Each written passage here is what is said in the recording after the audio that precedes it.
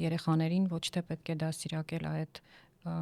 իզմերով, չգիտեմ, օրենքներով եւ այլնով, այլ պետքա լինել, կրել,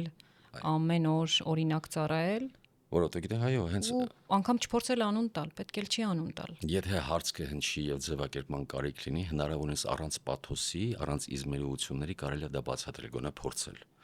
Բայց այո, լավագույն օրինակը ձեր սեփական վարքն է, ձեր կենսակերպն է,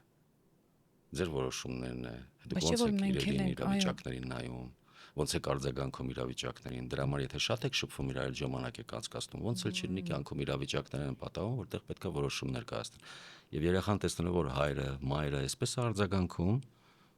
ուրեմն ինքն էլ է դա մտածում, որ դա ճիշտ է, մյուս անգամ այդ իրավիճակն եղավ, ինքն էլ ակամա, հետո արդեն կամա,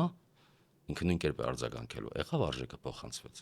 Ենթադրենք առևտուր ես անում, վաճառողը ակամա քեզ սխալ